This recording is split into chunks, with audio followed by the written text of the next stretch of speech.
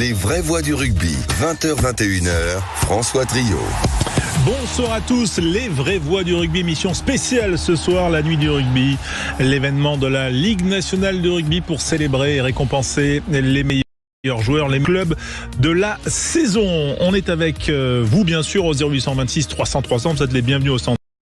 Émission spéciale que l'on vivra depuis l'Olympia avec Antoine Mazer, avec Philippe Spanghero ici en studio au Sud Radio, avec Yoann Huget qui lui aussi sera à l'Olympia et également Quentin Cabanis. Sud Radio, les vraies voix du rugby. Les vraies voix du rugby sont là, sont prêtes à réagir à toutes ces célébrations. Ce soir, on va connaître le meilleur joueur du top 14 de la saison dernière, le meilleur joueur de Pro D2, etc., etc. Et on est content d'être avec vous. Salut Philippe. Salut François, bonsoir à tous. Voilà, on est prêt quand même à dégainer du palmarès ce soir, Quentin. Oui. Voilà, est-ce qu'il y a quand même des infos avant ou on va tout de suite à l'Olympia? Comme tu veux, François, c'est toi qui décides. On peut aller faire un coucou à Antoine dès maintenant.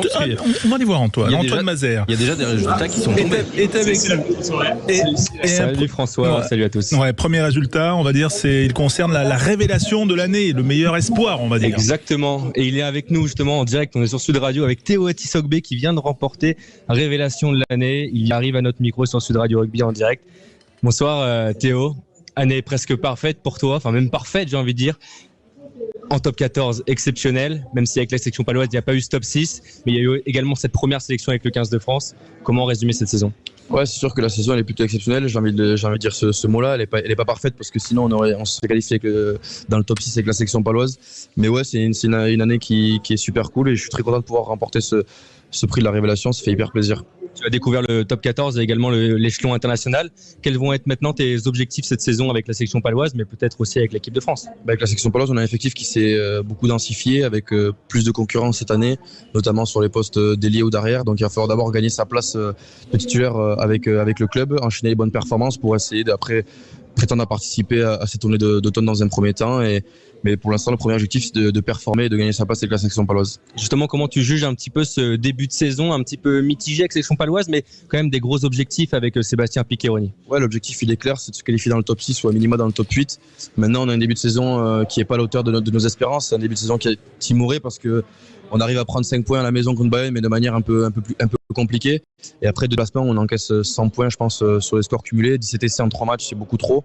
On sait que si on veut prétendre au top 6 dans ce championnat qui est si dur, il va falloir régler ces problèmes très rapidement, sinon ça va être dur d'exister. Une première saison en top 14, révélation de l'année prochaine, on se revoit dans meilleur joueur top 14 ou pas? On va essayer. Franchement, ça serait cool, mais bon, ça va être compliqué avec tous les super joueurs qu'il y a. Mais bon, franchement, je dirais pas non, moi, mais bon, ça va être compliqué quand même, je pense. Merci beaucoup Théo, bonne saison et merci de s'être arrêté au micro Sud Radio Rugby avec François Trio, Philippe Spanghero et toute l'équipe. Ouais, merci Théo Atisogbe, donc meilleure révélation. Il était quand même en lutte avec Paul Coste et Castro Ferreira. Philippe, première réaction, d'abord, c'est plutôt logique et cohérent par rapport à sa saison. Hein. Oui, c'est plutôt logique et cohérent. C'est vrai que quand on regarde la comparaison, pour moi, il y avait un vrai match avec Paul Coste qui a beaucoup joué cette saison. Mathis Castro Ferreira, on l'a vu arriver finalement en fin de saison régulière, donc un peu moins dans la durée. Et puis ensuite, il y a cette consécration avec cette sélection et puis un premier match étincelant aussi avec les Bleus. Donc voilà, c'est tout à fait logique et puis ça fait plaisir de voir cette profondeur de banc avec laquelle on peut composer une équipe de France. Ouais, et Quentin, donc, voilà, je vais pas te faire réagir peut-être sur Théo Atisogbe, mais si tu as 3 petites infos du jour, moi je les prends. J'en ai François, et on va démarrer avec un moment d'histoire qui a eu lieu ce week-end. La première victoire en top 14 de Vannes face à Lyon, 30-20. Un autre moment important du week-end, la victoire hier à Paris de Toulon face au Stade Français, 14-10. Dans le reste de l'actualité, le centre international Yoram Moefana, en fin de contrat à l'Union Bordeaux-Bègles, a choisi de rester fidèle au club girondin. L'UBB qui a battu ce week-end le Racing 92 52-34. La Rochelle de son côté a battu Pau 49-25 mais a perdu pour au moins 4 mois Pierre Bourgarit qui a été opéré du tibia ce week-end. Coup dur encore une fois pour le Rochelais. Et puis pour finir, une petite stat sympa qui est tombée. Celui qui est arrivé en fin d'année 2023 du côté de Toulouse, Blair Kinghorn, n'a toujours pas perdu la moindre rencontre avec le Stade Toulousain. 17 matchs disputés pour l'Écossais avec Toulouse, 17 victoires dont notamment 2 finales, celle de la Champions Cup et celle du Top 14, et une victoire ce week-end du côté de Montpellier, 20-11. Et pour finir avec une nouvelle côté toulousain, Paul Graou a prolongé, il signe pour 3 ans de plus avec le Stade Toulousain. C'est complet, mon cher Quentin, pour nous mettre à jour, et on sera d'ailleurs très complet puisque, je vous le rappelle, on suit dans cette émission spéciale la nuit du rugby qui remet. Et on peut dire que Thibaut Debaès a été élu meilleur joueur du tournoi de l'Inextenso Super 7. On va dire le circuit français du Seven, voilà, ouais. Ce qui est aussi, qui récompense aussi le club palois, voilà, et puis aussi cette récompense pour le 7 qui s'est développé et je crois qu'il y avait l'équipe de France olympique. Ah, ils étaient là, ils ont même fait une petite danse. Voilà, c'est bizarre, tiens. On va accueillir Léo qui est avec nous et qui nous appelle de Bayonne. Salut Léo, merci d'être avec nous. Et on est content de commenter avec toi ce trophée de meilleure révélation pour Théo Atisogbe, un Palois. Ouais, bonjour, bonsoir. Très content, de toute façon, pour Théo Atisogbe, qui est pas très loin de chez moi, quand on supporte l'Aviron, mais on regarde aussi forcément les Palois. Bon, c'est mérité au vu de sa saison. Il a véritablement explosé aux yeux de la France dans ce championnat de top 14. C'est vrai que la petite cerise sur le gâteau, ça aurait été le top 6 pour cette équipe de Pau, mais mérité, même si Paul Coste et Castro Ferreira aussi ont vraiment explosé et ont fait une superbe saison avec ce titre, puisqu'on gagnait le top 14. Mais content pour Théo Atisogbe, auteur d'une magnifique saison. Ouais, c'est vrai que on sent que ce joueur peut aller plus haut, plus loin, on va dire, avec Gaëton qui avait été aussi meilleure révélation l'année d'avant. Voilà, c'est cette construction de la section paloise qui est intéressante, finalement. Petit à petit, voilà, Sébastien Piccheroni qui a mis quand même des jeunes et cette section qui grandit entre guillemets, même si là le début de saison est pas terrible. Ouais, c'est ça. C'est vrai que Pau, ils ont un début de championnat en demi-teinte, avec des matchs assez difficiles à l'extérieur, mais une très solide victoire à domicile. C'est vrai que ce qu'on peut reprocher, c'est un grand mot, mais pour cette équipe paloise dans ce début de saison, c'est vrai que c'est la défense. 39 points encaissés lors de la J1 et là à nouveau presque 50 lors de la J3, et même lors de leur victoire à la J2, Bayonne avait quand même inscrit pas loin de 30 points. Après, on voit que c'est une équipe qui a beaucoup de potentiel, beaucoup de talent, on sait où ils vont, donc on verra ce que ça donne cette année. Ça semble très stack et très serré pour ce top 6, mais pourquoi pas accrocher un suite. C'est vrai que l'an dernier il avait échoué à très peu, et ce serait une belle récompense pour ce club qui, c'est vrai, progresse d'année en année. Philippe, la section quand même qui a des soucis. En ce début elle a pris 40 à Clermont, elle en prend 50 à La Rochelle. Des soucis défensifs, ça c'est sûr. Après, offensivement, on a vu leur ambition et leur potentiel, notamment sur leur match à domicile contre Bayonne. Mais en effet, ils ont pris sur ce match-là aussi beaucoup de points, alors qu'on les sentait vraiment maîtriser leur sujet. Donc à régler, c'est vrai que ce début de saison, il n'a pas répondu à toutes les attentes, je pense, du côté de la section paloise. Je me pose toujours la question, on en a parlé avec Philippe Taïeb, et je comprenais l'argument de vouloir afficher comme ça l'objectif. Je ne sais pas dans quelle mesure ça rajoute pas une forme de pression un peu inutile, parce que ça soit dans le vestiaire, c'est compréhensible, mais de l'afficher comme ça à l'extérieur, très vite, au bout de 3 matchs, on peut se dire, déjà, le top 6 va être un peu compliqué. Donc, je me pose toujours la question de l'intérêt de l'affichage à l'extérieur des ambitions. On va peut-être la poser cette question à Thibaut Debaès, qui est aux côtés de Antoine Mazer, notre envoyé spécial à l'Olympia pour la nuit du rugby. Exactement. Le deuxième trophée de cette soirée, il est pour Thibaut Debaès, le joueur de la section, l'ancien joueur de la section paloise qui évolue maintenant du côté de Vannes, parce il discutait avec Théo Atisogbe. Il y a aussi Aaron Grandier, beaucoup de palois dans cette salle de presse de l'Olympia, meilleur joueur de l'Inextenso Super 7. Est-ce que c'est une surprise pour toi, Thibaut ? Ouais, comme je viens de te dire, un peu surpris, très content, très fier justement de pouvoir remporter ce trophée-là, en plus pour une si belle année pour la discipline. Donc très honoré, mais très surpris à la fois, mais voilà, très content. Le rugby à 7, toi, dans ta carrière, c'est quelque chose que tu avais imaginé plus jeune, ou c'est quelque chose qui est venu un petit peu plus sur le tard ? Ouais, jeune, j'ai quand même commencé à jouer au rugby à 7, mais voilà, je prenais ça plus dans le sens où c'était du plaisir pour moi, voilà, un moment de plaisir et de liberté sur laquelle je pouvais m'exprimer sans poser 36 questions. Donc voilà, je l'ai toujours vu comme ça et je pense que je le verrai toujours comme ça. On te voit t'éclater maintenant à Vannes en top 14. Est-ce que le rugby à 7, c'est quelque chose que tu aimerais poursuivre tout au long de ta carrière ou ça a été une parenthèse, notamment l'année dernière? Non, on va dire que ça a été une belle parenthèse. Ça a permis voilà, de me relancer, de prendre du plaisir et de retrouver un peu de liberté. Après, voilà, comme j'ai dit auparavant, j'aimerais vraiment me concentrer sur le 15. Voilà, pouvoir enchaîner les saisons, plus de régularité, notamment dans les saisons à 15. Donc, à court terme, non, c'est pas du tout un objectif pour moi. Après, si un jour l'opportunité se présente, peut-être que j'y réfléchirai. Ça dépendra de la situation, mais voilà, à court terme, pas forcément. Même avec ce qu'on a vu avec l'équipe de France qui a ramené un titre olympique, est-ce que ça a peut-être donné des envies ou la priorité vraiment sera le 15? Forcément, ça donne envie quand on voit cette réussite et quand on voit l'engouement qu'il y a autour de ces joueurs. Mais voilà, le 7, ça demande quand même beaucoup de sacrifices. Tout le monde le sait. Donc voilà, non, pour l'instant, vraiment sur le 15 et essayer de m'installer petit à petit et de trouver plus de régularité sur le 15. Justement, un dernier petit mot sur Vannes, première victoire historique en top 14. Comment vous l'avez vécu? Sébastien Taofifenua disait qu'il avait quasiment jamais vu une telle attaque comme ça, battre Lyon qui restait sur un super début de saison. Là, ça y est, la saison est enfin lancée du côté vannetais.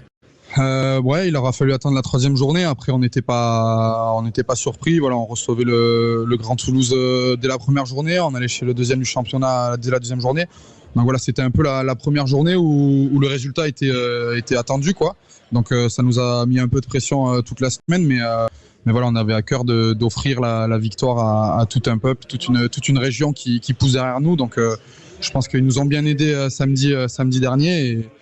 Et voilà, on les remercie et on espère continuer sur cette dynamique. Merci beaucoup Thibaut Debesse, meilleur joueur donc de l'Inextenso Super 7 2024, François. Voilà, et aujourd'hui à Vannes, Thibaut Debesse, et donc Vannes qui a été sacré, récompensé pour le meilleur staff du Pro D2, puisque un bon week-end pour eux. Ouais, pour Jean-Noël Spitzer et toute son équipe. On y reviendra bien sûr après la pause. Juste quand même le temps de remercier Léo et de lui poser une petite question. Lui, sur son regard d'amateur de rugby sur le Seven, il y a ce circuit Super Seven. Il y a eu une étape à Pau, il y a eu Mont-de-Marsan et il y a eu à La Rochelle, il y aura également la finale à la Défense en février. Comment toi tu ressens ça? T'y vas ou tu regardes ça d'un œil un petit peu lointain? Ah non, je regarde à fond parce que c'est vrai que le 7, moi c'est un sport que j'aime beaucoup et que j'ai pratiqué, donc c'est vrai que je suis content que ce sport soit mis en lumière. Alors il y a eu les JO, mais notamment aussi via ce fameux Super 7. J'y suis déjà allé l'an dernier, ouais, sur une ou deux étapes. Cette année, j'ai pas pu y aller malheureusement, mais je suis ça avec beaucoup d'attention, bien sûr, et très très hâte de voir cette finale à Paris avec Vannes d'ailleurs justement, qui du coup fait partie des 8 finalistes. Donc on verra s'ils peuvent créer la surprise, même si les équipes comme l'UBB, Pau, Monaco semblent quand même au-dessus et vont très probablement se disputer le titre final à la fin. Ouais, Philippe, tu vois un avenir, toi, possible, ou alors il va falloir le soutenir comme ça pendant de longues années par la Ligue et les clubs, parce que ça leur coûte quand même de l'argent. Ouais, ça coûte de l'argent, ça contribue à la promotion et au développement. On le dit, ça peut être un relais de croissance important. Et le rugby à 7, ça répond à pas mal de problématiques. La problématique de la compréhension de la règle pour un public novice, la problématique de rassurer certains parents par rapport à la violence du 15. Donc moi, je crois beaucoup au 7. Le problème, c'est qu'en fait, on peut pas commencer en haut de la pyramide à mettre beaucoup de moyens sur un événement phare comme ça, des clubs professionnels, sans avoir maillé un peu le territoire et avoir développé la pratique. Moi, je prends l'exemple, par exemple, de mon neveu qui joue en Crabos au Stade Toulousain, qui avait une maturité un peu plus tardive. C'est vrai que le 7 aurait été un super moyen de jouer plus. Et donc, dans les catégories jeunes, ça permet, ça a un côté éducatif qui peut être vachement intéressant. Donc là, aujourd'hui, on est à 4 dates par an, je crois, 4 périodes dans l'année. Il faut aller plus loin parce qu'il y a tout un tas de joueurs qui voudraient l'avoir comme discipline principale. Et je crois que d'un point de vue pédagogique dans l'apprentissage du joueur, ça peut être très intéressant. Donc voilà, pour moi, c'est dans ce sens-là que ça doit fonctionner. Voilà, et on rappelle quand même que les jeunes, quand ils sont à l'école de rugby ou jusqu'en U16, ils peuvent pratiquer le Seven sur les 2 premiers mois de la saison ou le premier mois de la saison. En tout cas, c'est une pratique qui est répandue. Merci Léo d'avoir été avec nous en direct dans les vraies voix du rugby au sujet de la nuit du rugby, notamment émission un petit peu spéciale ce soir avec Philippe Spanghero, avec vous bien sûr. Réagissez comme Léo, 0826 300 300. À tout de suite. Sud Radio. Avec vous les amateurs de rugby, bien sûr, pour vivre toute l'actualité. Ce soir, l'actualité, c'est la nuit du rugby, ce trophée qui vient célébrer le meilleur joueur de Top 14, de Pro D2, le meilleur club de Top 14 ou de Pro D2 également. Toutes les actions, le meilleur staff. Voilà, il y a également le staff. D'ailleurs. Oui, staff de Vannes, c'est ça. Ah oui, mais pour la Pro Pro D2, mais le Top 14 est tombé aussi. Alors, c'est Toulouse, non ? Et attention, vous allez être surpris, c'est Toulouse. Quelle surprise, c'est ça aussi le suspense de la saison. Là, franchement, il manque plus que Antoine Dupont et le trophée de meilleur joueur de l'année. Et vraiment, ça aura été la soirée des grosses surprises. Voilà, ouais.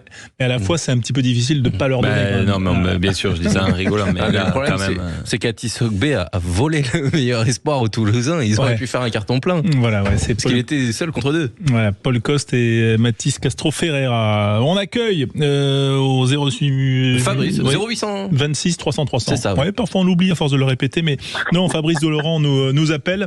La nuit du rugby qui bat son plein à l'Olympia ce soir. Et Fabrice, première réaction, tiens, t'es Delaurent. Oui. Bon, je sais que tu soutiens le Stade Toulousain, on va y revenir. C'est mérité quand même le staff toulousain. Et puis un petit mot ensuite. Et oui. Attends, Fabrice, on a un petit direct depuis l'Olympia avec Mathieu Cidre et donc Antoine Mazère. Un homme heureux, Mathieu Cidre, entraîneur adjoint de cette équipe de Vannes, en charge notamment des avants. On vous a beaucoup sur Sud Radio. Bonsoir Mathieu. C'est un plaisir de vous avoir et j'imagine que c'est aussi un plaisir de remporter ce prix qui vient concrétiser toute cette saison qui a été fabuleuse pour Vannes et aussi pour tout le rugby breton. Ouais, bien sûr. Bonsoir à tous. Ouais, effectivement, comme tu dis, ça vient récompenser un petit peu tout le travail qui est effectué dans ce club de Vannes depuis des années, qui progresse de saison en saison et qui est venu finir en apothéose, puisque c'est un titre de champion de France, c'est une accession en top 14 et ça récompense tous les efforts qui ont été effectués de toute l'équipe dirigeante, mais aussi Jean Noël qui est là depuis très longtemps et qui j'ai la chance aujourd'hui d'entraîner à ses côtés. Donc voilà, effectivement heureux à titre personnel, mais très heureux pour le club. Est-ce que c'était peut-être la plus belle saison de votre carrière en tant qu'entraîneur ? Ben forcément, quand on est, on a occupé pendant 23 journées la place de premier. On est champion de France. Il y a une accession à top 14. Ça a été beaucoup de sacrifices personnels, puisque voilà, j'ai muté de Carcassonne. Ma famille sont restés à vivre là-bas. Donc c'est vrai qu'à titre personnel, c'est beaucoup de sacrifices, mais quelque part, ça vient récompenser aussi tous les efforts et voilà tout le. Individuel mais surtout collectif, quoi. Justement, cette accession au top 14, ça y est, vous y goûtez au championnat, première victoire historique. J'imagine que là aussi on a vibré du côté de la Rabine ce week-end. Ouais, c'est encore une fois de plus incroyable à la Rabine avec ce public qui nous porte, avec cette ambiance. Maintenant il faut que ça dynamise, ça crée de l'énergie positive pour essayer de recréer une dynamique positive sur la prochaine réception qui va être le Racing. On a envie on y est maintenant, on a envie d'y rester, on fera tous les efforts nécessaires pour y être encore. Vous sentez que ça y est, vous commencez à monter en puissance ? L'équipe monte en puissance, on commence très rapidement à comprendre les exigences du très haut niveau et du top 14 sur des petits détails qu'on doit régler encore, il y a encore beaucoup de travail. Mais voilà, on a les deux pieds dedans maintenant et bien, il faut réagir parce que même si le championnat est long et rude, et ça passe très vite à la fois, donc il fallait pas tarder à engager cette première victoire. Maintenant, on veut continuer. Voilà donc Mathieu Cidre en direct sur Sud Radio qui a été récompensé, lui et tout son staff, meilleur staff de Pro D2 pour le Rugby Club Vannes. Voilà le RCV qui est récompensé. Tiens, on va faire réagir Fabrice Delaurent quand même. C'est vrai que c'est vanté, ça apporte un souffle nouveau quand même sur notre rugby. Ah, totalement. C'est un vent de fraîcheur qui fait du bien. Et puis j'ai envie de dire, quel fabuleux mois de septembre pour cette équipe vannetaise, parce que premier point inscrit en top 14 contre le Stade français, première victoire après, et puis aujourd'hui ce trophée. c'est le moment du Barcelone. Je crois que ils sont rentrés de plein pied, effectivement, comme il disait, hein, dans l'élite. Et c'est mérité. C'est surtout mérité. C'est surtout mérité parce qu'il y a la générosité, parce que il y a un public qui est pas nombreux, mais qui est, croyez-moi, qui donne de la voix, qui est efficace. Il y a vraiment quelque chose qui se passe là-bas, du côté de Vannes. Le rugby passe au nord-ouest un petit peu, monte vers le nord-ouest.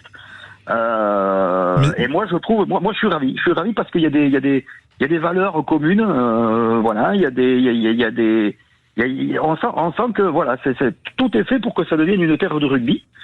Et de telles récompenses sont amplement méritées. Moi, franchement, je voyais pas à qui d'autre ça pouvait aller, quoi. Franchement. Ouais. Et à la fois, on voit mal quand même le rugby monter. Enfin, il monte dans le Nord-Ouest, c'est super, mais on voit mal comment il peut être délogé de Toulouse, hein, parce que le staff top 14. Le staff top 14 qui a été récompensé, c'est celui de Toulouse. Hugo Mola et toute son équipe avec Clément Poitrenaud, Virgile Lacombe, Jean Bouillou notamment. Et Laurent Thuéry. Ouais, Laurent Thuéry. Et puis. Est-ce qu'il y avait match et Jérôme Cazelbou. Est-ce qu'il y avait vraiment match? Voilà, quoi. Non, c'est ça. Mais bon, au moins ça fait une jolie photo. Voilà, ils sont en costume et tout. C'est pas mal. C'est pas vraiment une surprise, mais c'est mérité. Oui. Une telle saison. Accomplie. Enfin, voilà, je veux dire, ils nous ont fait rêver tout le long. Qu'est-ce que vous voulez dire, quoi? Le doublé, le jeu victoire avec panache en plus. Donc, je veux dire, voilà, quoi. Il y a pas, on a le meilleur joueur du monde. Enfin bon, voilà, quoi. Qu'est-ce que vous voulez dire de mieux? Il va l'avoir, vous pensez, le trophée du meilleur joueur de la saison top 14 et international, parce qu'il faut faire le doublé. Souvent, c'est pas le même, hein. Ouais. J'ai un petit doute, quand même. Ouais, il devrait l'avoir, ouais, quand même. J'ai un petit doute. Par contre, les Béarnais se défendent pas si mal, hein, quand même, parce que vous avez vu quand même, à Tisogbe, c'est amplement mérité aussi, ouais. Quoi. Parce que ce petit gamin, si les cochons ne le mangent pas, il finira très haut, je pense. Ouais, bon, il a déjà eu sa petite sélection en équipe de France là, oui. En Argentine, ça a été un peu, on va dire, c'est passé au second plan avec tous les événements extra-sportifs, mais c'est vrai que oui, il a débuté, il est plus que sur les tablettes, hein. Complet. Et c'est mérité, et c'est voilà, parce que il a le sens. Je vais pas dire qu'il sait à peu près tout faire, mais il sait défendre, il sait attaquer, bon, voilà, quoi. Je veux dire, c'est un peu un couteau suisse, quoi, hein, quand même. Donc et ça c'est utile dans le rugby moderne. Et il est complètement là-dedans. Moi je suis ravi. J'espérais, voilà, j'avais mis une petite pièce sur lui pour être franc. Et voilà. Ce soir, vous êtes riche, Fabrice. Non, oui, bon. Bon, merci, Fabrice. C'est un peu de garbure, quoi. Voilà, mais c'est bien. Et mangez-la pour nous. Un peu de garbure, ça fait toujours du bien, surtout quand on écoute Sud Radio, la radio du rugby. On est avec Philippe Swangero, avec vous, les auditeurs, au 0826 300 300. On remercie Fabrice. Et dans un instant, on accueille Christophe Furios qui sera avec nous. Lui qui a connu ces distinctions à la nuit du rugby et qui nous apportera aussi son regard sur la journée de top 14 qui s'est achevé et plutôt bien pour l'ASM Clermont-Auvergne. À tout de suite. Sud Radio, parlons. Avec vous les amateurs de rugby pour l'émission du lundi soir, celle qui débriefe de l'actualité ou qui la vit en direct. C'est la nuit du rugby, les trophées de la saison pour récompenser les meilleurs joueurs, les meilleurs entraîneurs, les meilleurs clubs. Philippe Swangero est à mes côtés dans ce studio Sud Radio. Il y a Antoine Mazer qui est à l'Olympia pour nous, en reporter, en envoyé spécial pour avoir les réactions. Et puis on a nos invités qu'on accueille avec plaisir. Et il n'est pas là, Christophe ? Non, il est en train d'arriver. Il est en train d'arriver. Voilà. Christophe Furios, entraîneur de Clermont. Vraiment, avec Philippe, on est bien sûr tous les deux très contents de partager ce petit moment ensemble, cette spéciale nuit du rugby. On parlait quand même du staff toulousain. Oui, c'est Clément Poitrenaud qui est avec nous justement. Voilà, on y va. Clément, l'entraîneur adjoint en charge de l'attaque du Stade Toulousain avec Antoine Mazer. Oui, François, avec un homme heureux, Clément Poitrenaud, ce trophée du meilleur staff top 14, mais qui vient récompenser cette année exceptionnelle. Alors, une nouvelle fois, j'ai envie de dire, avec le Stade Toulousain. Oui, c'est toujours agréable de recevoir ce genre de distinction. Maintenant on n'en fait pas des caisses non plus, hein. On est en pleine nouvelle saison. Il y a déjà eu 3 journées, il y en a une 4e qui arrive qui va être importante pour nous. Donc on le prend avec plaisir, mais aussi avec derrière la tête que tout ça c'est derrière nous et qu'il va falloir recommencer.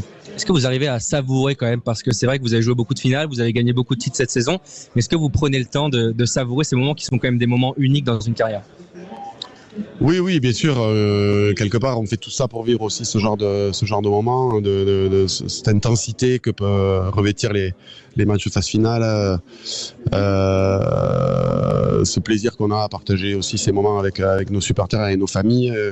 Et puis en tant que coach, c'est vrai que c'est beaucoup de travail. C'est 11 mois où on se lève tôt, on se couche tard, où on se pose des tas de questions. Donc forcément quand ça fonctionne on est très heureux, mais encore une fois il faut vite remettre le bleu de chauffe parce que on est attendu au tournant et il y a une nouvelle saison à négocier. Justement, comment faire aussi bien ou faire mieux cette saison ? Quels justement vont être les ingrédients pour mettre dans cette équipe-là Toulouse pour essayer de remobiliser et surtout de faire tout aussi bien, déjà de gagner, de refaire un doublé, ce qui serait encore une nouvelle fois historique ? Je sais pas, dans l'intimité du bureau, on a tendance à dire que quand un coach commence à expliquer la méthode, c'est que la méthode est obsolète. Donc je vais pas me lancer là-dedans. On va essayer de travailler dur, comme on le fait tout le temps. On va leur taper fort dessus aux joueurs à l'entraînement, parce que pour nous, ça a beaucoup d'importance l'entraînement. Et les places se gagnent aussi à l'entraînement. Donc on va continuer là-dessus. Puis après, en termes de management, Hugo vous en parlera mieux que moi. Mais après, techniquement, on va aussi essayer d'innover comme on le fait tous les ans pour nourrir notre groupe. Merci Clément Poitrenaud d'avoir été en direct avec nous sur Sud Radio. Donc forcément, le staff du Stade Toulousain récompensé. Quelque chose me dit que ce ne sera pas forcément le seul trophée du Stade Toulousain ce soir. Oui, effectivement, 4e fois que Clément Poitrenaud et tout le staff toulousain sont récompensés depuis 2019. Philippe, c'est quand même une performance qu'il faut souligner. Alors certes, elle est corrélée au succès de cette équipe, de cette génération, mais ça dit aussi ce travail. Ce que j'aime bien, c'est la remise en question, parce qu'on sent qu'on réalimente toujours pour essayer de proposer quelque chose de nouveau aux joueurs, pour pas qu'ils s'endorment, pour pas qu'il y ait une usure en fait. C'est vrai que c'est assez exceptionnel. Donc tu le disais, 4e fois en 5 ans, ils sont passés au travers une seule fois sans titre, et donc forcément ils n'ont pas été récompensés cette année-là. Mais il y a cette urgence quand même dans le staff toulousain, cette volonté de se remettre en question. J'attendais la réponse de Clément quand Antoine lui demandait s'il prenait le temps de savourer. Honnêtement, ils savourent pas longtemps quand même. Ils sont très vite dans une situation d'urgence de savoir comment gagner encore. Et c'est ça qui est assez admirable, c'est cette capacité à être toujours à l'affût de l'innovation. C'est une émulation dans ce staff. Et puis avec ces joueurs qui ont connu aussi quand même le maillot toulousain en tant que joueurs et qui amènent un regard très particulier. Donc voilà, c'est assez unique. En tous les cas, ce soir il y avait pas beaucoup de suspense et on peut dire que c'est quand même mérité pour le staff toulousain. Oui, il a connu lui aussi les honneurs de la nuit du rugby et du trophée de meilleur entraîneur 2 fois de suite en 2013 en 2018. C'est Christophe Furios qui est avec nous en direct sur Sud Radio par téléphone. Bien sûr, on est content de parler à Christophe. Salut, merci d'être avec nous en direct. Oui, bonsoir. Bonsoir. J'imagine que c'est pas évident de caler un déplacement à Paris quand on est entraîneur d'une équipe de top 14, que les journées s'enchaînent. Donc quand on n'est pas nominé, on vient pas ? Oui. Quand on n'est pas nominé, on vient pas. Alors, tu vas foutre. Même si ça fait partie des bons moments quand même. Dans nos saisons, il y en a pas beaucoup quand même, des bons moments. Des bons moments de partage, des moments où on rencontre des gens, c'est plutôt agréable. Mais bon, nous, à Clermont-Ferrand, on est au centre de la phrase, c'est pas facile pour y aller. Donc, depuis que je suis à Clermont, j'y vais pas, puisqu'on est loin d'être nominé. Ouais, à la fois, t'as toujours choisi une destination un peu difficile, Oyonnax, Castres, c'était pas évident pour venir à Paris. Mais est-ce que ça fait plaisir quand même, quand t'es champion de France, comme tu l'as été avec Castres, et donc ensuite tu obtiens le trophée, que tu viens le rechercher, est-ce que ça fait quand même plaisir, ou t'es tellement déjà pris dans ton quotidien que finalement, on n'y fait pas trop attention?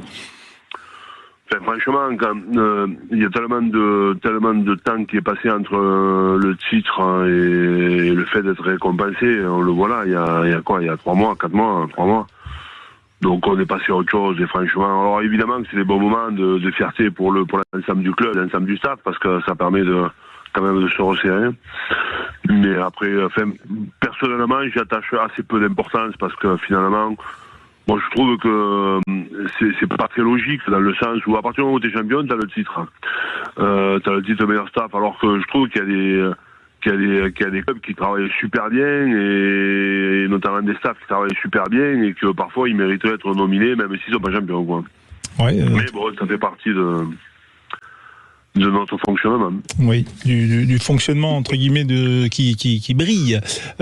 Philippe Spanghero avec nous et bien sûr avec Christophe Furios, notre invité, l'entraîneur de l'ASM. Ouais, salut Christophe. Écoute, d'abord félicitations pour ce bon début de saison. C'est vrai que la saison dernière a été en dents de scie, j'imagine, émotionnellement pas très facile à vivre parce que on sentait que t'étais pas tout à fait satisfait de la copie qu'avaient rendu tes joueurs sur l'ensemble de la saison. Là, aujourd'hui, on sent quand même une équipe en place collectivement, des recrues qui se sont très vite adaptées au projet de jeu. Quel regard tu portes après 3 premiers matchs sur cette nouvelle saison? Ouais, alors effectivement, tu as raison de dire que la saison dernière a été une saison compliquée, difficile, justement parce que pas de régularité, quoi. Et c'est toujours difficile de trouver de la confiance, de trouver de la performance quand tu n'es pas régulier. On a été capable de perdre des matchs imperdables, et ça nous a miné tout au long de la saison. Et c'est une saison qui était vraiment compliquée, puisqu'après ça a atteint le moral du groupe, ça a atteint la mentalité de l'effectif. Et c'est compliqué. Donc on a fait en sorte de faire effectivement notre bilan et on a besoin vraiment de travailler sur cette cohésion sociale, mais aussi de performance évidemment. Donc on a beaucoup travaillé là-dessus. Le recrutement a été vraiment axé aussi là-dessus, sur les joueurs qui sont capables vraiment de s'intégrer très vite à notre effectif et à notre projet.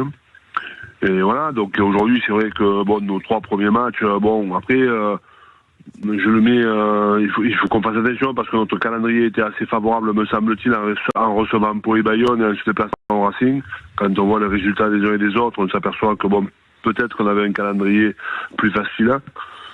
Mais n'empêche pas moins que, sur les 2 matchs à la maison, on a été capable de prendre 2 bonus et ça, c'est plutôt encourageant. Et sur le match à l'extérieur au Racing, on perd le match en 6 minutes. Parce qu'on était devant à la 65e minute et on a 6 minutes d'absence et on arrive à perdre le match. Donc je trouve qu'on est plus costaud me semble-t-il plus costaud que l'année dernière. On y verra plus clair ce week-end à Perpignan. Je trouve qu'on est tous sur la même page, on avance tous dans le même sens. Ça, c'est quelque chose qui me plaît énormément. Après, on verra dans quelques temps. Aujourd'hui, on est encore, je trouve, en rodage. On est tellement loin de ce qu'on peut faire. Donc on travaille, voilà. On continue à bosser, à travailler, à se remettre en cause parce qu'on est très très loin de ce qu'on peut faire encore, quoi. Mais quand tu dis ça, Christophe, ça veut dire que tu vois des choses à l'entraînement qui te laissent penser que vous pouvez faire beaucoup mieux. Exactement. C'est exactement ça. C'est-à-dire que quand je vois nos semaines d'entraînement et quand je vois nos rendus de match, encore une fois contre Bayonne, par exemple, où on doit concrétiser beaucoup plus, on doit entreprendre encore beaucoup plus. Donc voilà, mais je crois qu'on est dans une phase de renouveau. On a changé pas mal de choses dans notre jeu, dans la façon d'aborder notre jeu, et aujourd'hui on n'a pas des connexions qui sont des connexions collectives à 15, quoi. Voilà, donc on a besoin de continuer à bosser dur, on a besoin surtout de continuer à progresser sur nos semaines d'entraînement, mais ce que je vois vraiment par rapport à l'année dernière, c'est un état d'esprit qui est différent, qui me plaît vraiment parce qu'on est tous sur la même page, on avance tous dans le même sens et on a envie de réussir, quoi, tout simplement. Et c'est vrai que ça se dégage, hein. Enfin, moi, je regarde pas les matchs de l'ASM en replay, mais ce qu'on voit quand même de l'attitude, on sent qu'il y a quand même que ça se connecte. Même on le sentait déjà la saison dernière. Il y a eu quand même cette finale du Challenge, vous êtes passé près. Bref, on sent quand même quelque chose qui mûrit, qui grandit. Quand on lit dans le milieu olympique, Georges Moala, il a failli arrêter ou partir, mais qu'il est resté grâce à toi ou à cause de toi, je sais pas comment on peut ça veut dire quand même qu'il se passe un truc. Oui, non, mais c'est sûr que c'est certain que depuis l'année dernière, notre saison a été irrégulière au possible, mais par contre, depuis à partir du mois de janvier, mais surtout à partir du mois de mars, on avait commencé à mettre la marche avant et c'était bien. Finalement, la saison dernière, on meurt à 1 point d'une qualification. Donc ça veut dire qu'on n'était pas très loin en même temps et en même temps assez loin. Donc voilà, donc je crois qu'il y a beaucoup de frustration dans l'ensemble du club parce que c'est un club qui aujourd'hui est très très loin de ce qu'il a pu faire il y a 7-8 ans. Et aujourd'hui, on est dans ce... Voilà, il y a des équipes qui sont devant nous, il y a des équipes qui sont plus fortes que nous, il y a des effectifs qui sont plus denses que nous. On est en retard sur plein de clubs. Mais on a, et je trouve que c'est la force du club, c'est-à-dire qu'on a fait un constat qui est sans concession. On s'est remis au boulot tous, que ce soit la partie business, la partie évidemment pro, mais aussi la partie formation. Et on est dans ce mouvement où on a envie d'avancer, de retrouver les meilleurs résultats. Voilà, donc on est dans cette dynamique-là et c'est vrai qu'on le ressent. Alors après, encore une fois, les autres dorment pas, les autres nous attendent pas et aujourd'hui il faudra travailler 4 fois plus dur que les autres ou en tous les cas 4 fois mieux que les autres pour réussir à les retrouver, quoi. Et c'est un club où tu as envie de rester, Christophe ? Je suis engagé, je suis engagé dans un travail en profondeur et j'ai envie que le travail qui est en profondeur que je mets en place en ce moment, qui est pas facile parce que c'est pas toujours simple, et j'ai envie aussi d'aller au bout, quoi. Et pas comme à certains clubs où tu fais le boulot et puis c'est les autres qui prennent les lauriers, quoi, tu vois ce que je veux dire. Non, mais c'est intéressant ce que tu dis, Christophe, parce que c'est vrai que je pense que le grand public des fois se rend pas forcément compte de la difficulté que t'as à arriver dans un vestiaire que t'as pas complètement choisi. Et je parlais avec beaucoup de managers qui me disaient que la quintessence de ce que tu peux faire, ou au moins de l'effectif que tu as en tête pour l'avoir, entre les renouvellements de contrats, l'inertie, etc., il faut 3 ans. T'es d'accord avec ça ? Oui, je suis. Et encore, quand tu dis 3 ans, il faut pas faire beaucoup d'erreurs, hein. parce que dans ton recrutement, tu peux aussi faire des erreurs, tu vois. Oui. Et chaque fois que tu fais une erreur de recrutement, tu repars pour 1 an, quoi. Donc oui, on peut dire que 3-4 ans, c'est des bonnes. Je trouve que c'est des bonnes plages de travail. Et c'est frustrant, par exemple, pour un manager comme toi, de se dire que tu es jugé finalement sur un travail avec un effectif qui correspond pas complètement à ta vision. Non, c'est pas frustrant. Après, tu le sais aussi bien que moi. Ce sont les règles du jeu. Alors les règles du jeu, tu les acceptes ou tu viens pas. Moi, quand je suis venu à Clermont, je savais que Clermont, c'était pas le grand Clermont, qu'il y avait pas mal de choses à mettre en place, tant au niveau de l'effectif que sur les méthodes des remises en cause sur les méthodes de travail. On est là-dedans. Voilà. Donc après, je sais très bien que les gens font des raccourcis rapides, quoi. Mais je sais aussi qu'à l'intérieur du club, ça bosse dur et qu'aujourd'hui, les joueurs sont exemplaires et que dans nos contenus de rugby, aujourd'hui, on n'est pas à la hauteur et du potentiel de l'équipe et de ce qu'on fait la semaine. Donc voilà. Donc après, il y a tout ce travail qu'on a besoin de mettre en place encore. Trouver cette confiance qui va nous aider à mettre en place lors des matchs, et notamment les matchs à pression comme on va vivre ce week-end à Perpignan. Mais c'est la beauté de mon métier aussi. Voilà, donc je suis ni frustré, ni déçu, ni je l'accepte comme tel. Et par contre, ça me donne en plus de conviction pour aller le matin à mon boulot, quoi. Ouais, t'espères la signer quand, cette prolongation avec l'ASM, Christophe? On échange, les parties ont envie de fonctionner ensemble, donc voilà, aujourd'hui, moi j'ai besoin d'avoir des idées assez claires de comment le club va avancer. Le club a aussi besoin d'avoir des idées claires de comment moi je vois la suite. On est là-dedans, on est dans la discussion parce que c'est des postes qui sont pas faciles et d'un côté comme de l'autre, on a besoin d'avoir les idées claires, mais on est sur des bonnes bases, quoi. Voilà, on est des grands garçons, on est sur les bonnes bases. On dit qu'ils sont durs en affaires, les Auvergnats, c'est vrai ou pas? C'est pas facile, ouais. mais je ne suis pas là, je discute pas le bout de gras, je suis en train de discuter de projet. De vision. Le bout de gras, pour moi, il est pas... c'est pas à mon âge maintenant, c'est pas la priorité. Ok, bon, c'était pour une petite joke quand même, une boutade. Et ouais, il faut toujours terminer par une petite pirouette comme ça. Bon déplacement en tout cas à Perpignan avec la SM. C'était toujours un plaisir de t'avoir, Christophe. Bonne saison. Et toujours le bienvenu sur l'antenne de Sud Radio. Bonne saison. En tout cas, elle a bien commencé. Christophe Furios, notre invité dans cette émission spéciale. Lui qui a connu les honneurs en 2013-2018 de la nuit du rugby des trophées. Cette nuit du rugby qui se poursuit. Tiens, Quentin, j'ai pas tout suivi là, du coup, parce que j'avais pas les yeux sur la cérémonie. Il y a un homme qu'on n'attendait pas, dis donc, qui a un trophée entre les mains actuellement, un certain Antoine Dupont. Ah oui. Meilleur joueur international de l'année. Ah bah tiens, c'est bizarre. Alors on mélangeait aussi bien le 7 que le 15 cette année, comme ça on était sûr de pouvoir le donner à Antoine Dupont. Et ben c'est chose faite. Voilà, mais il le mérite largement et amplement. Voilà, on repart à l'Olympia dans un instant bien sûr, et vous nous appelez au 0826 300 300 pour cette émission spéciale sur Sud Radio. Sud Radio. Parlons vrai. Avec vous, les amateurs de rugby, les vrais voix du rugby, émission spéciale pour la nuit du rugby. On le disait donc, Antoine Dupont, bon, c'est pas vraiment une surprise, mais enfin, il a été sacré meilleur international. Il lui reste quand même un deuxième trophée à aller chercher, meilleur joueur du top 14. C'est possible. Ouais, c'est possible. Et puis, il y a quand même des chances. Il y a quand même des chances parce que il aura quand même fait une saison encore complètement hors norme. Je sais pas si on se rend compte du phénomène que c'est à l'échelle de notre sport. J'ai souvent le débat avec des gens qui connaissent bien le rugby, qui me disent Wilkinson, Jonah Lomu. Après, je dis que c'est toujours difficile parce que les époques étaient pas les mêmes.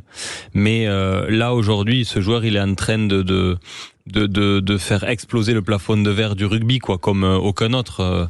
Là, je crois qu'il va partir en tournée aux États-Unis, aller donner des coups d'envoi de matchs de NFL, de NBA. Enfin, donc là, voilà, il a dépassé complètement notre sphère et c'est tant mieux. Et il faut qu'il soit la locomotive d'un développement mondial à grande échelle. Oui, Antoine Dupont, c'est peut-être un phénomène, comme l'a été à une certaine époque un certain Serge Blanco. On a Cédric d'Alsace qui est là. Cédric est avec nous et Serge Blanco dans un instant. Cédric qui nous appelle en Alsace. Bonsoir François. Ouais, merci d'être avec nous en direct sur Sud Radio. Pardon de t'avoir fait attendre.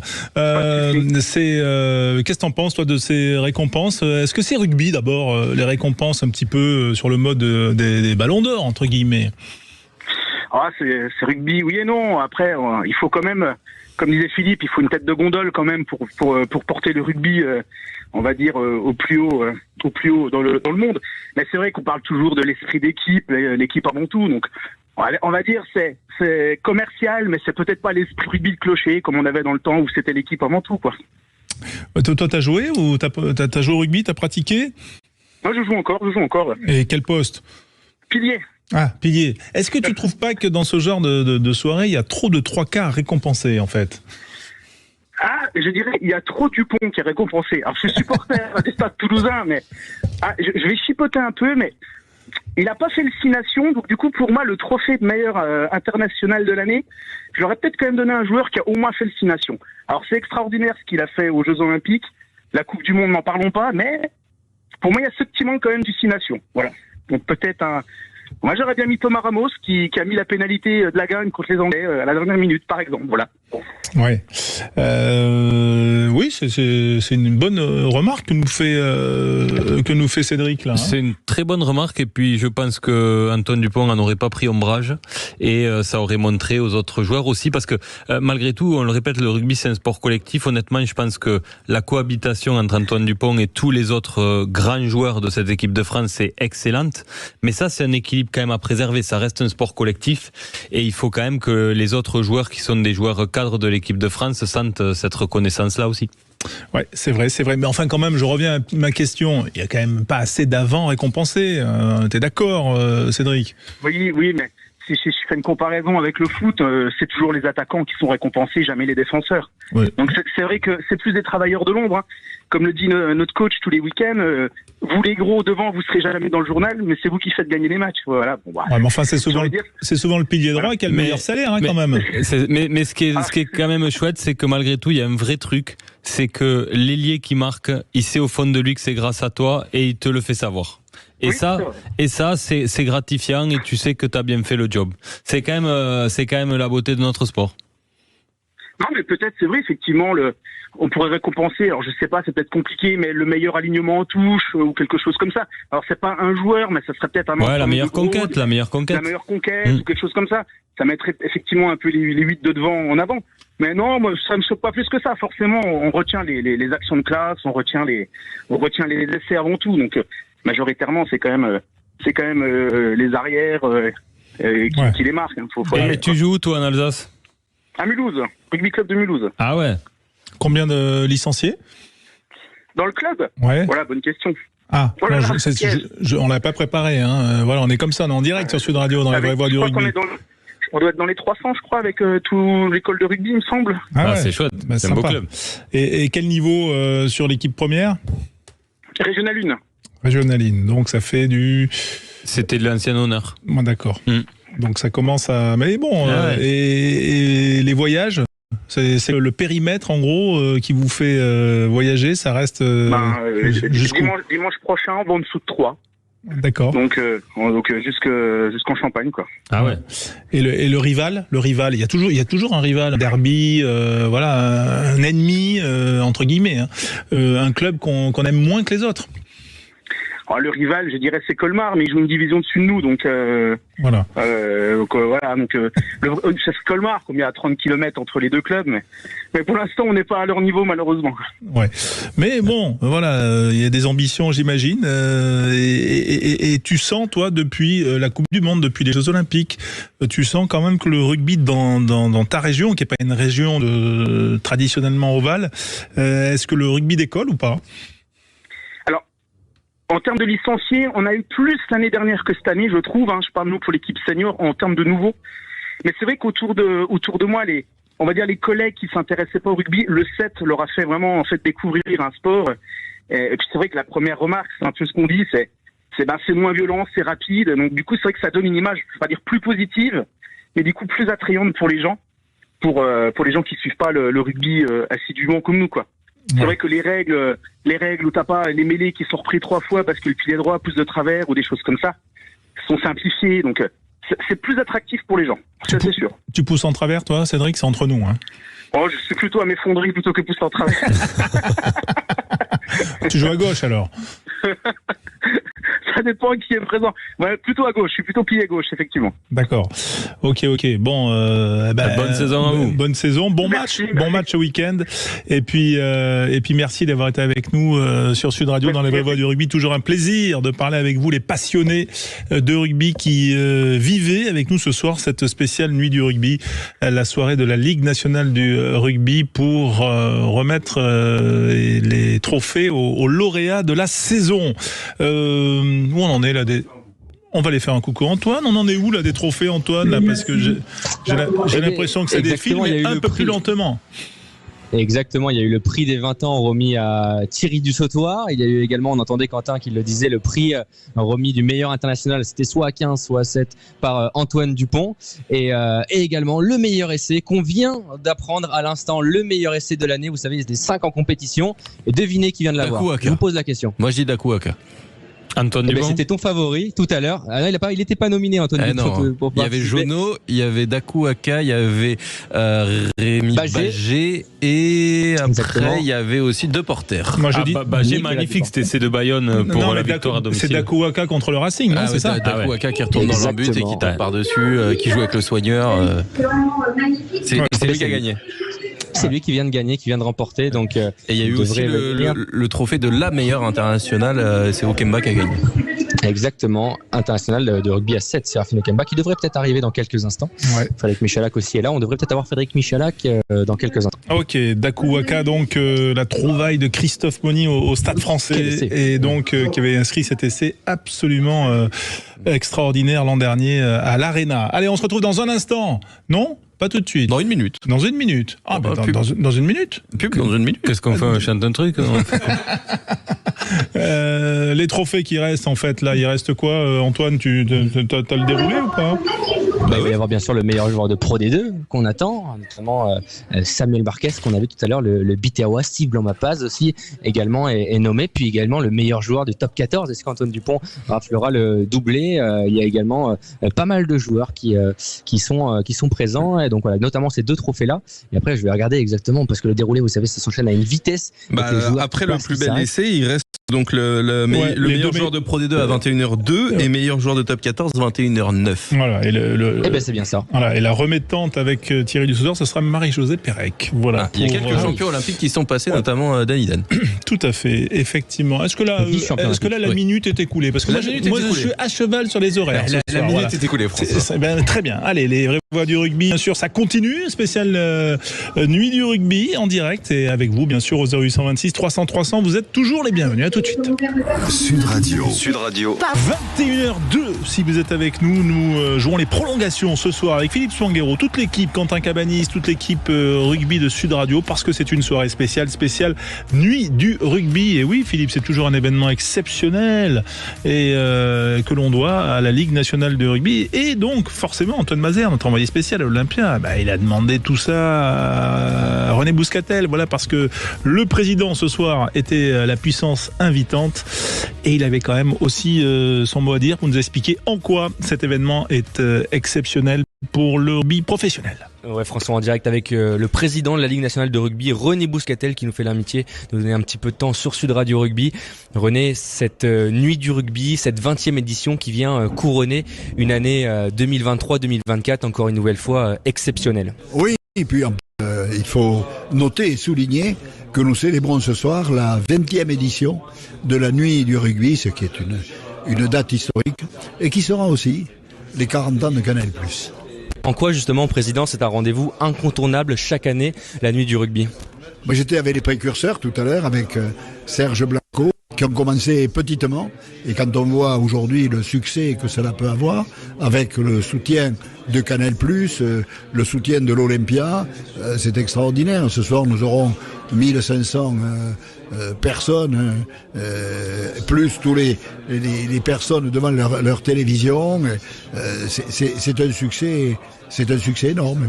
Il y a bien sûr des prix qui vont récompenser les équipes, le meilleur staff de Pro D2, le meilleur staff de 14, mais aussi beaucoup de prix individuels. C'est aussi la soirée où on met en lumière des essais individuels, mais aussi c'est quand même des trophées d'équipe. Bien sûr, le rugby c'est d'abord un sport d'équipe. Un essai individuel, il est précédé par tout un travail de l'équipe pour mettre en condition, avec un peu de chance et beaucoup de travail, d'arriver à l'essai qui conclut. Donc bravo à celui qui le marque, mais c'est avant tout un travail d'équipe. Il y a cette nuit du rugby ce soir. La LNR, tout au long de l'année, organise plusieurs choses. Dans quelques mois, il y aura également ce partenariat lors de notamment du Boxing Day avec les Restos du Cœur. Là aussi, un rendez-vous fort de la LNR chaque année. Oui, la Ligue s'investit dans le RSE, dans le vivre ensemble. Et nous avons choisi il y a 2 ou 3 ans, je ne sais plus, les Restos du Cœur, compte tenu des problèmes économiques connus dans notre pays et des gens qui étaient en difficulté. Donc nous avons choisi les Restos du Cœur, et ça a été un coup de foudre, et ça continue. Nous avons servi l'année dernière 56 000, nous avons permis de servir 56 000 repas grâce au Boxing Day, et cette année, on va l'élargir à tous les événements importants du top 14 et de la Pro D2, notamment lors des finales, et du Seven. Lors des finales, nous allons accompagner les Restos du Cœur lors de ces événements. Donc ce ne sera plus une date, mais ce sera au moins 4. Merci beaucoup, Président. Bonne soirée. Avec plaisir et bonne soirée à vous. La soirée qui bat son plein, on en attend le verdict pour le meilleur joueur de top 14, meilleur joueur de Pro D2. C'est Sam Marquez. Ah, Sam Marquez, et oui, tout à fait, voilà. Mérité, bien évidemment, qui avait fait une grande Coupe du Monde avec le Portugal notamment. Cédric est avec nous, nous appelle de Toulouse. Merci d'avoir patienté, Cédric, au 0826 300 300. Toujours un plaisir d'avoir les passionnés de rugby et du Stade Toulousain, j'imagine, Cédric. Bon, voilà. Ce soir, ce soir, ouais, pardon. Bon, en fait, on me vole mon mug et là, j'y tiens parce qu'il y a mon nom dessus. Et non, merci, c'est à moi, monsieur. Et donc, Cédric, mais le Stade Toulousain titré, Antoine Dupont titré à l'instant meilleur joueur du top 14 et meilleur international. Tout ça est bien logique, mais à la fois bien mérité, hein. Oui, bonsoir.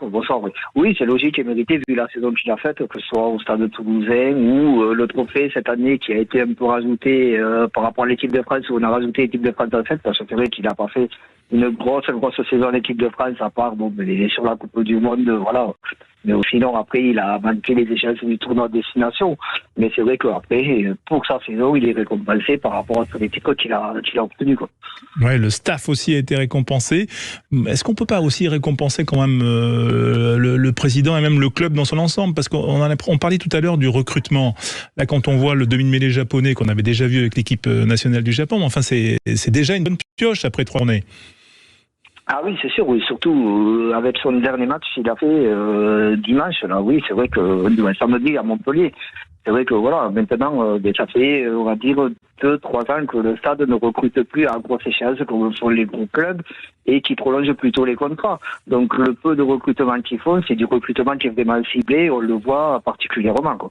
Est-ce que c'est pas ça, Philippe Spanghero, le point fort de ce Stade Toulousain qui a enchaîné là un doublé, mais aujourd'hui, on va dire sur les joueurs les doublures ou voire les triplures, si on peut dire comme ça, qui sont de haut niveau, soit par la formation, soit par un recrutement très ciblé. Kinghorn, il n'a pas perdu depuis décembre 2023 avec le Stade Toulousain depuis ses débuts. Ouais. La stat est hallucinante, j'avais le micro fermé, pardon. Mais la stat de Kinghorn est hallucinante, mais oui, c'est ça, la force du Stade Toulousain. Il y a un travail, ça se faisait à l'époque, il y avait Dr S recrutement chez les jeunes qui s'appelait Robert Labattu. Ensuite, il y a eu Jean-Michel Rancoul. Il y a un travail de suivi des joueurs qui intéressent le club qui est très long pour être sûr que ces joueurs soient dans le moule du Stade Toulousain. Et puis, il y a un truc quand même qui est complètement subjectif. Mais les joueurs qui arrivent dans ce vestiaire, ils comprennent qu'ils sont moins forts que l'institution, peu importe leur statut, peu importe leur niveau. Et donc ces joueurs, ils rentrent dans le moule très vite. Ils sont acceptés très vite par le groupe et ce club arrive à en tirer la quintessence. Quand autour de toi, tu as tous les meilleurs. Et donc c'est certainement la force du Stade Toulousain, c'est d'être très fort sur ce recrutement ciblé. Beaucoup de joueurs qui viennent au Stade Toulousain viennent en se disant qu'ils ont plus de chances d'être international là-bas qu'ailleurs. Et donc voilà, et aujourd'hui quand tu regardes l'équipe qui était alignée à Montpellier, sans faire offense à ceux qui jouaient, mais qui était une équipe un peu remaniée, moins que celle de la saison dernière, mais tu te dis que ils peuvent encore jouer sur les deux tableaux cette année, parce qu'ils ont ces 50 joueurs de profondeur d'effectifs qui peuvent figurer à ce niveau-là, quoi. Cédric, toi en tant que supporter, en tant qu'observateur, qu'est-ce qui fait que cette équipe a toujours faim de trophées quand même? Comme l'a dit Spanghero, c'est vrai que Philippe, je ne me rappelais plus le prénom. Voilà, c'est vrai que les joueurs sont recrutés pour ça et quand ils viennent à Toulouse, ils viennent pour les titres. Donc voilà, des fois on en parle peut-être moins souvent, mais on ne dit pas qu'à Toulouse le salaire c'est peut-être un peu moins que dans les autres clubs, mais quand on vient à Toulouse, on vient pour chercher des titres.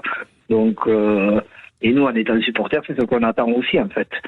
Il y a quelque chose qui m'a, pardon de te couper, mais il y a quelque chose qui m'a marqué tout à l'heure quand on avait Clément Poitrenaud, et ça, c'est la communication du Stade Toulousain que je trouve à la fois drôle mais symbolique de l'esprit de ce club. On a beaucoup de clubs en ce moment qui affichent leurs ambitions, top 6, top 8, etc. Le Stade Toulousain n'a jamais dit ça. Clément encore tout à l'heure, il dit on va essayer d'aller le plus loin possible dans dans toutes les compétitions dans lesquelles on est engagé. Et en fait, c'est tout bête parce que ça veut dire exactement la même chose. Quand t'es le Stade Toulousain, dire ça revient à dire que tu veux gagner partout. Mais ne pas le dire, je trouve que psychologiquement, ça amène les joueurs ailleurs. Voilà. Et ça contribue à cette symbolique du Stade Toulousain. En fait, c'est toujours aller plus loin. Il n'est pas question de dire on veut le titre cette année. C'est toujours faire mieux, toujours aller plus loin. Et donc c'est vachement intéressant parce que t'es pas mentalisé à une échéance. T'es mentalisé à un état d'esprit, à une philosophie de jeu et d'esprit de club. Ouais, c'est très juste cette précision. Voilà, Cédric. Toi, tu vois ce Stade Toulousain pouvoir encore faire un doublé comme la saison dernière ? Alors doubler, ça va être difficile. De toute façon, oui, pourquoi pas. Maintenant, on a l'effectif pour. Voilà. Maintenant, on sait qu'ils jouent ensemble. On sait très bien que. Mais maintenant, ce qu'il y a, c'est que tous les clubs vont nous attendre, que ce soit sur l'Europe ou sur le championnat. Donc, ça devient de plus en plus difficile. Il y a des années où on va faire des années sans, ça arrive. Mais bon, c'est très bien que le stade, du moment qu'il n'est pas demi-finaliste au minimum presque dans chaque épreuve, c'est une saison ratée, quoi, au minimum. Qui pourrait rivaliser avec le Stade Toulousain selon toi, Cédric? Cette année, on va voir déjà dès dimanche avec Bègle, parce que Bègle, quand même, qui a un effectif, on l'a vu déjà ce week-end face au Racing, qui fait un bon début de saison aussi. Donc voilà, et qui l'année dernière, c'est vrai, est passé à travers sa finale, comme ils ont dit, peut-être physiquement, peut-être qu'ils avaient joué le match avant, voilà, ils avaient joué le match en demi-finale déjà, leur finale, pour eux, comme c'était la première saison où ils arrivaient au bout. Donc voilà, donc cette année, peut-être avec un peu plus d'expérience, il faudra peut-être se méfier un peu plus d'eux. Oui, selon toi, Philippe, c'est... On en parlait, c'est vrai que dans les concurrents sérieux au Stade Toulousain, on attendait vraiment de voir comment l'UBB avait digéré cette déconvenue en finale, et puis finalement il démarre très bien, et puis on sent que cette équipe est vraiment passée à autre chose, et puis que quelque part cet échec l'a aussi renforcé, l'a fait gagner en expérience, l'expérience des grands rendez-vous. Donc c'est une équipe qui impressionne un peu en début de saison. Et puis après, derrière ça, il y a Clermont quand même qui nous surprend par cet état d'esprit collectif. Et puis il y a des équipes qui pour l'instant sont un peu décevantes. Je pense notamment au Racing, ceux qui font partie de ces grosses écuries. Donc c'est assez dur à lire quand même en termes de challenger pour le Stade Toulousain, à part l'UBB en effet. Oui, effectivement, on va vivre ça. Est-ce qu'il y a un joueur qui a ton attachement particulier en dehors des traditionnels Dupont et autres pour toi, Cédric, à Toulouse? Le petit Coste qui est un joueur en devenir. Ce soir, il était nominé. Bon, il n'a pas eu le trophée parce que c'est vrai que le joueur de Pau qu'il a eu des échéances en équipe de France que n'a pas eu Coste, mais par rapport au stade où il n'a pas pu partir, il était en équipe de France U20 quand même. Et c'est vrai que quand on voit ce qu'il fait derrière, que ce soit en attaque, en défense, dès qu'il rentre, même si sur le dernier match il a très peu joué, l'avant-dernier il n'était pas sur la feuille de match, mais bon, je pense que au contraire, voyant un petit peu son caractère, ça va le remettre encore plus dans le jeu, et je pense qu'il va en revenir encore plus fort. Oui, tu partages, Philippe, ce point de vue là, c'est intéressant. Oui, je partage. Oui, c'est sûr que il y a beaucoup de potentiel. C'est vrai que là, il y a une concurrence qui s'est un peu renforcée avec le retour de Barassi aussi, notamment, qui a été aligné quand même 2 fois. Qui a un sacré client quand même. Ouais, qui a un sacré client, qui était international en arrivant au Stade Toulousain, donc et puis qui a pas été épargné par les blessures et qui retrouve son niveau. Donc voilà, il y a cette concurrence. À Toulouse, ils arrivent quand même à bien gérer ça, c'est une vraie émulation, donc ça tire tout le monde vers le haut. On va voir comment Paul Coste va réagir quand il retrouvera sa chance de titulaire, mais en tous les cas ça fait partie en effet de ses grands espoirs, et puis il a ce grain de folie quand même qui pour les amoureux de rugby fait plaisir à voir. Voilà, avec toujours cette volonté de faire la passe de plus, comme on dit. Aujourd'hui. Adepte des offload. Voilà, tout à fait, les passes au contact. Cédric, on te remercie. Merci d'avoir été avec nous en direct sur Sud Radio. Les vraies voix du rugby, c'est une émission pour les passionnés. T'es le bienvenu, comme tous, bien sûr, au 0826 300 300. Dans un instant, la suite du palmarès de la nuit du rugby 2024. On vous fera tout ce palmarès avec les dernières réactions, bien sûr, puisqu'on est ensemble jusqu'à 21h30. À tout de suite. Sud Radio. Sud Radio. Les vraies voix du rugby, Philippe Spanghero, Quentin Cabanis, toute l'équipe. Antoine Mazer à l'Olympia. Est-ce qu'il est toujours à l'Olympia, Antoine? Est-ce qu'il nous entend? Oui, je vous entends. Alors, tu manges pas tous les petits fours, j'arrive après. J'étais en train de récupérer un ticket pour la soirée pour Philippe Spanghero juste après. Non, mais j'ai déjà mon ticket, mais tu me gardes quelques petits fours, s'il te plaît. Il va falloir que tu te dépêches, parce que non, plus sérieusement, François, Philippe, ça y est, la cérémonie est terminée. On attend maintenant Samuel Marquez, déjà meilleur joueur de Pro D2, et également Serafino Kemba qui va arriver, et puis bien sûr Antoine Dupont. On espère qu'ils vont arriver avant 21h30 pour qu'on puisse entendre leur réaction au micro Sud Radio. Sinon, bien sûr, vous retrouverez dans la matinale de Patrick Roger et Jean-Jacques Bourdin. Mais la soirée qui aura fait quand même, comme le disait le président Bouscatel, plus de 1500 convives étaient présents du côté de l'Olympia ce soir. Voilà, avec aussi des témoignages qu'on pourra retrouver sur les réseaux, puisque vous êtes nombreux à nous suivre sur les réseaux sociaux, sur la chaîne YouTube bien sûr de Sud Radio, et puis vous pouvez nous voir actuellement sur l'appli Sud Radio pour nous écouter si vous n'êtes pas sur une zone où forcément nous avons une fréquence, et vous êtes toujours les bienvenus pour parler de rugby. Je pense notamment à nos amis Vanté en Bretagne. Voilà, c'est la radio du rugby, vous êtes toujours les bienvenus si jamais vous voulez parler rugby. On peut rappeler quand même, Quentin, un peu le palmarès, parce que c'est important, il faut pas qu'on s'y perde. Alors le meilleur espoir de cette sélection, c'est saison 2023-2024, c'était oui, c'est ça, et puis il fait suite à de sacrés noms, notamment un certain Antoine Dupont en 2017 déjà, ça remonte. En tout cas, c'est Théo Atisogbe, le Palois, qui s'est imposé. Ensuite, on va retrouver comme meilleur joueur de l'Inextenso Super 7 Thibaut Debaès, un autre Palois. Meilleur staff de Pro D2, Vannes, le champion. Meilleur staff de Top 14, le Stade Toulousain, le champion. Pour le meilleur joueur international A15 ou A7, Antoine Dupont. Pour la meilleure joueuse A15 ou A7, c'est Okemba. Le plus bel essai, c'est Dakuaka. Meilleur joueur de Pro D2, Sam Marquez. Meilleur joueur de Top 14, quelle surprise, Antoine Dupont. Ah oui, ça c'est la surprise, mais en tout cas c'est mérité. Voilà, on n'a rien oublié sur ça. J'ai un doute, peut-être qu'Antoine peut nous rappeler le meilleur arbitre. Ça, je l'ai pas vu passer, pour être honnête. Pierre Brousset, non? Non. Et là, il est occupé. Il cherche, il traque Samuel Marquez. C'est le chien truffier, Antoine Mazer, qui est à l'Olympia. Voilà, il essaie de s'éloigner du buffet, mais c'est pas évident.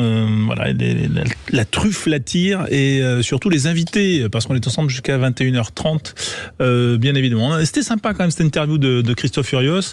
On a senti que les négociations battaient leur plein pour la prolongation de l'entraîneur de Clermont, qu'on a eu entre 20h30 et 20h47 à peu près sur l'antenne de Sud Radio. Philippe, c'est vrai que il nous a donné quand même des éléments importants. On sent que les deux parties sont d'accord. Bon voilà, il faut juste s'accorder sur le timing. Ouais, on l'a senti assez confiant, et c'est vrai que ce que je trouvais intéressant, c'était de le faire réagir sur cette durée qu'il faut minimale pour arriver au vestiaire que tu souhaites en tant que manager. Il y a François, il y a Antoine Dupont en poule.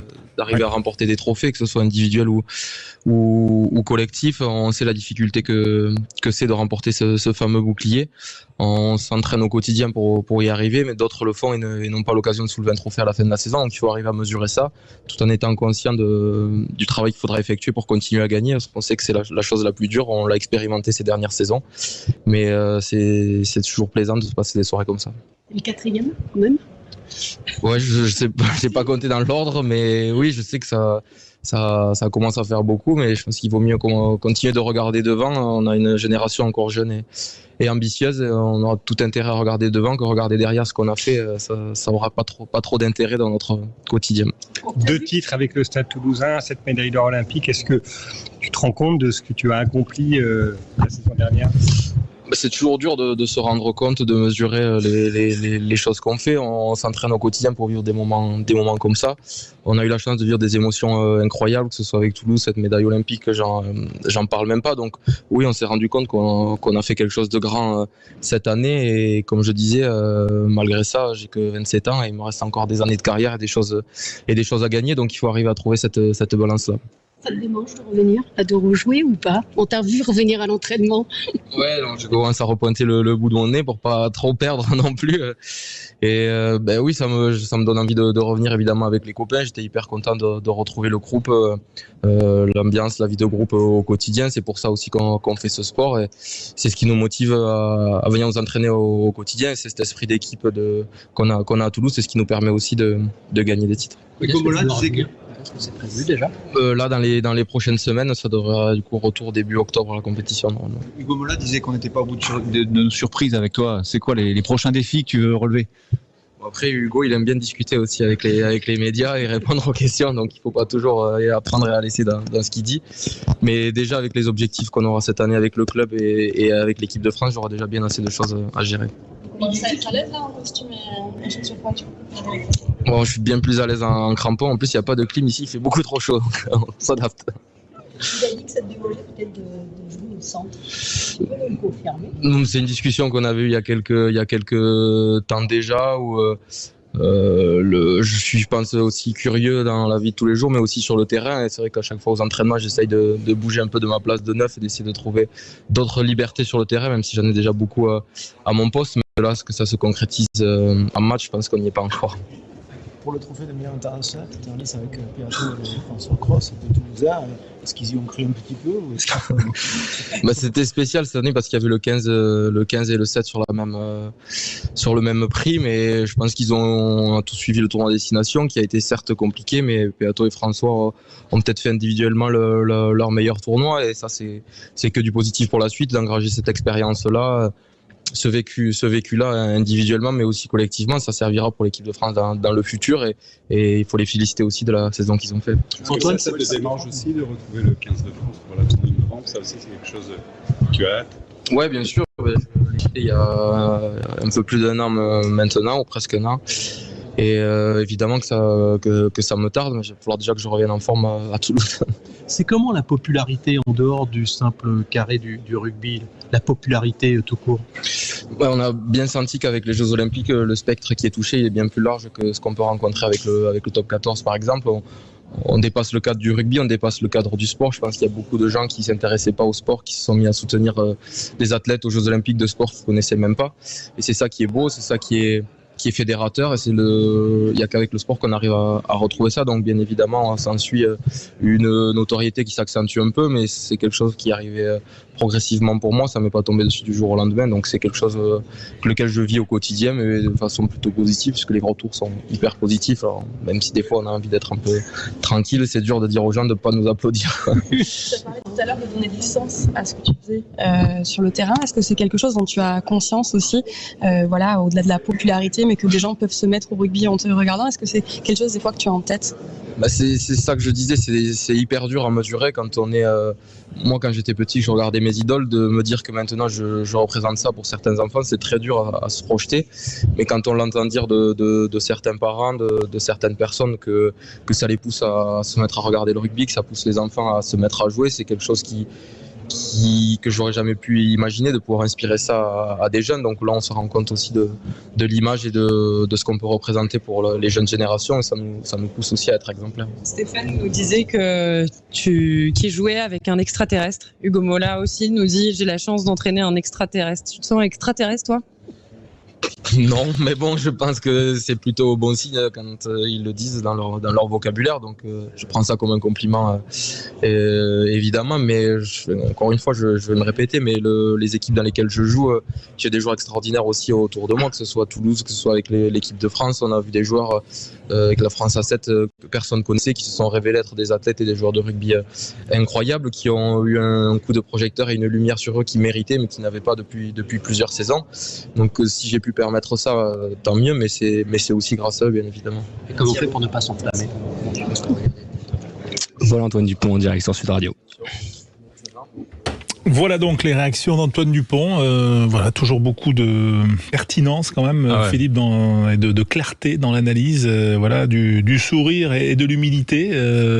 Ça fait un peu le champion parfait. Hein. Ouais, c'est pas surprenant maintenant parce qu'on a l'habitude, mais il y a pas une fausse note, quoi, parce que il y a des questions qui sont pas forcément évidentes, hein, un peu bateau, etc. Mais il arrive toujours à recentrer, à ramener le sujet sur des thèmes un peu plus profonds.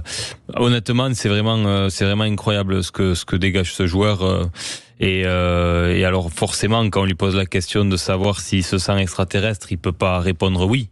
Mais dans sa froideur et dans la capacité de recul qu'il a avec les situations qu'il vit, comme spectateur quasiment quelque part, je trouve ça quand même assez incroyable.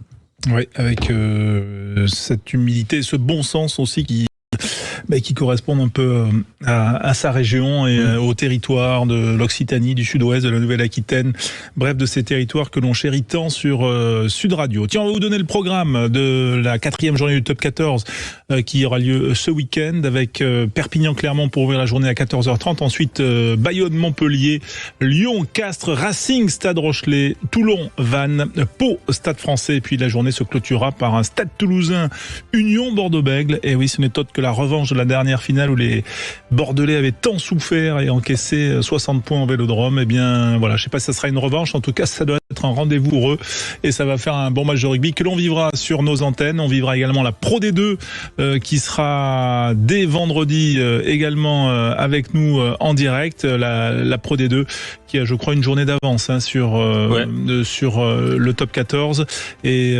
ce sera oui non, je crois qu'il y a une journée de off. Non 26 septembre. Ce sera la semaine d'après la journée de off. Oui, ça sera le Stade Montois face à Brive notamment le vendredi, Stade Aqua Béziers, Nice, Colomiers, Dax, Soyons-Angoulême, Nevers, Montauban, Valence Roman, Agen, Provence Rugby, Oyonnax pour clôturer la 21h. Tout cela sera ouvert par un Biarritz Grenoble jeudi. Voilà, vous avez le programme. Merci Philippe d'avoir été avec nous. Merci François. On a vécu cette soirée et ce palmarès en direct. On remercie Antoine Mazère qui était notre envoyé spécial à l'Olympia pour les réactions. Merci Quentin qui a assuré bien sûr et puis Enzo qui était au standard avec ses auditeurs qui sont toujours avec nous, qui nous accompagnent, vous. Et on est heureux de vous d'avoir partagé tout ça avec nous. Excellente soirée. Salut à tous. À suivre. À suivre. Le meilleur de Sud l'essentiel de Sud Radio. L'essentiel de Sud Radio, bien sûr, Quentin, l'essentiel. Et là, bonne soirée.